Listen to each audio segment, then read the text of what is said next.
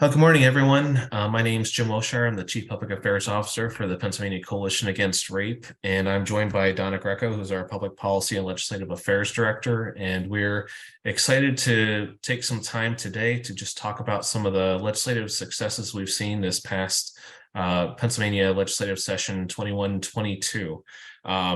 We're always proud to have providing any kind of space for survivors as well as those that want to support survivors and work towards ending sexual violence, especially within our network of 47 rape crisis centers that are serving every county in Pennsylvania for a range of services that are free and confidential to the public 24 hours a day, 7 days a week, so that we can help hope and heal all survivors that are needing assistance to recover from their experiences.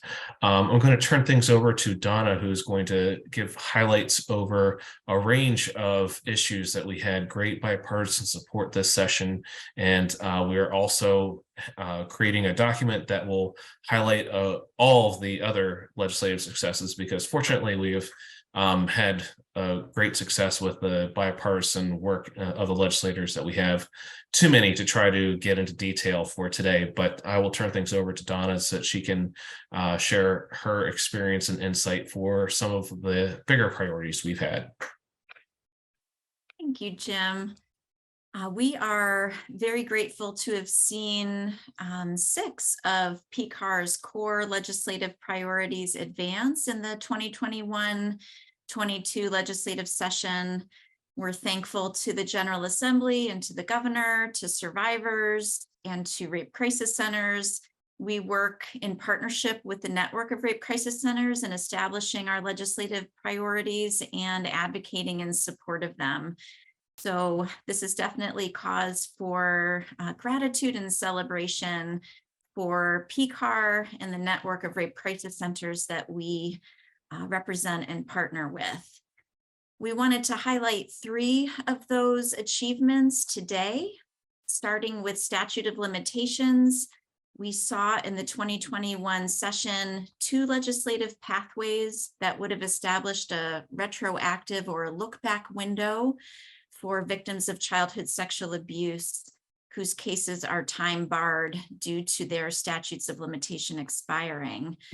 The coalition supported both pathways, both a statutory retroactive window as well as a constitutional amendment.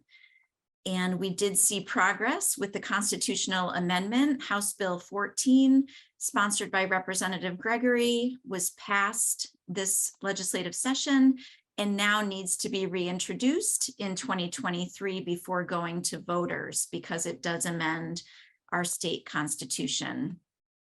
We at PCAR and the network of rape crisis centers are excited to see that there has been an agreement among Governor Wolf and Pennsylvania legislators to prioritize this bill early in 2023.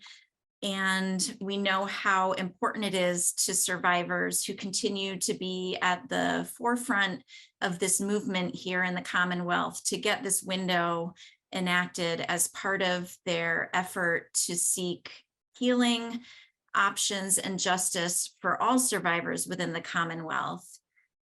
They deserve justice and they deserve time to pursue these remedies for the abuses they suffered as children. We know delayed reporting is the norm for victims of sexual abuse, and even more so for children. We know that many barriers obstruct children from disclosing right away, and it's so very common for them to wait even until their 40s, 50s, and 60s, or even later, to tell anyone what happened to them as children. And it's time for our legal timelines to reflect that reality.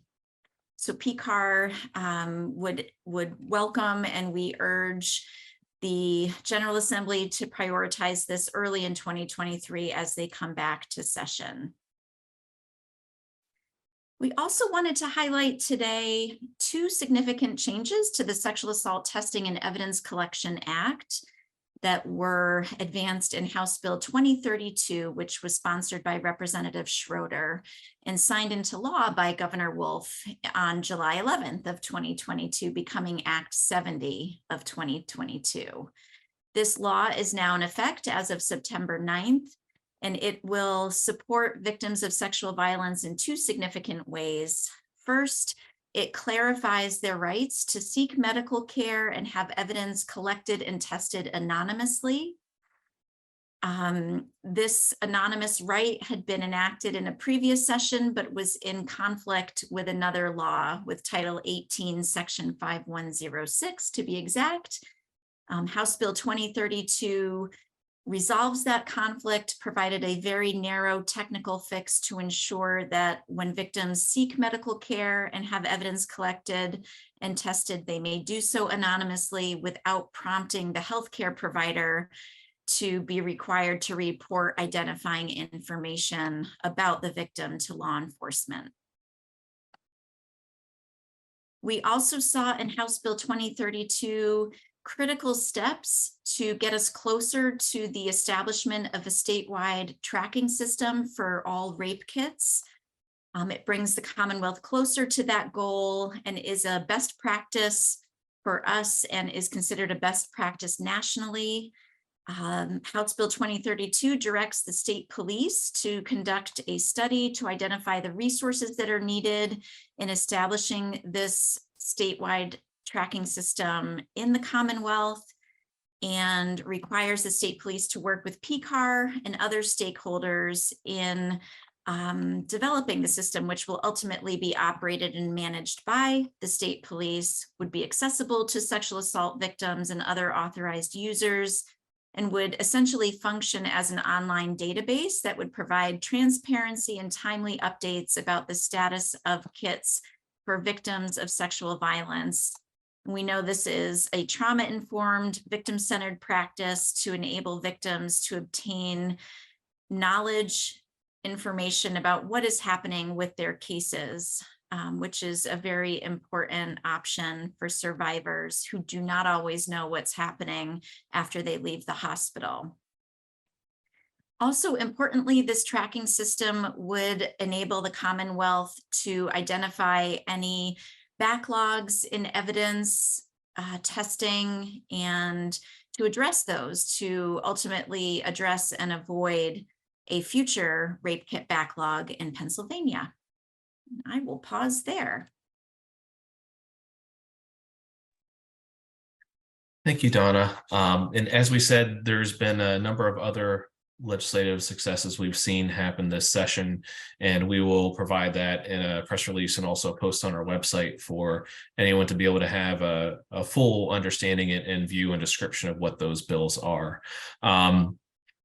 As we're closing this legislative session and highlighting those, we will be moving into the next legislative session and soon release what our priorities are for the next legislative session. We do, as Donna said, express our gratitude to the state legislature and Governor Wolf for their support in all of these bills, and we'll look forward to working with the next session of the legislators and a Governor-elect Shapiro to continue this work, because as we're celebrating and expressing gratitude for successes now, we do know that there is still more work to be done, that we all have a role to play in ending sexual violence, and we do appreciate this partnership and taking more steps towards achieving that goal.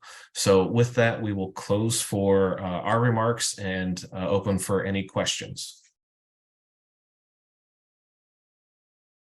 Yeah, quick question from me for Donna or for anyone else who wants to take it. But so often in my field, I guess you're hearing more so about how things aren't getting done and people are, pushing for more action and they're disappointed with the progress. And obviously, as you guys have said, there are still plenty of things to accomplish that you'd like to see, but this was generally a positive message of seeing a lot of the progress that you wanted. Donna, how important is that to be able to come here today and talk about the progress that's been made and the impact that your initiatives have been having?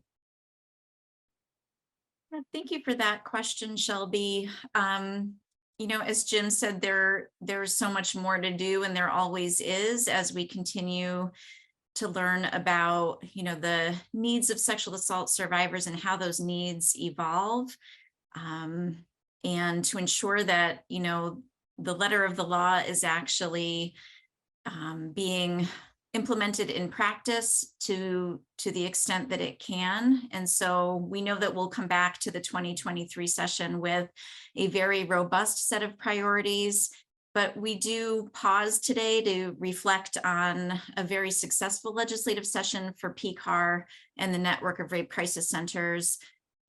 We know that helping victims of sexual assault and preventing sexual violence is really a nonpartisan issue. We see strong champions across both aisles and in both chambers of the General Assembly. And so it is very significant for us to be able to just bring attention to these new laws and to work with partners in implementing them to the full extent that they need to be.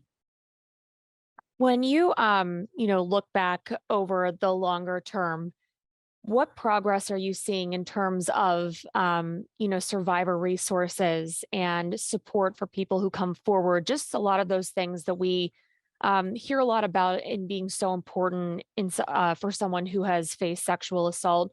When you look back longer term, what has the progress that you've seen been like?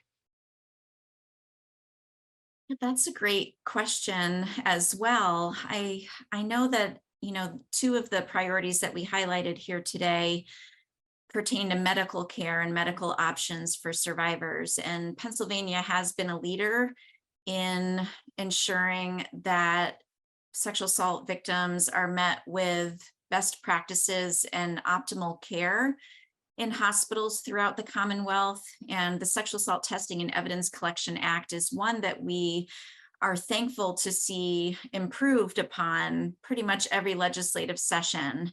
We are able to affect significant changes and then come back in that next legislative session to continue to expand those options.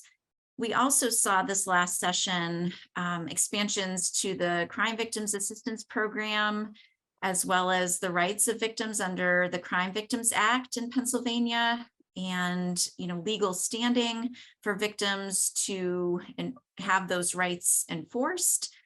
So we are seeing a lot of progress, and there, of course, is always more to do.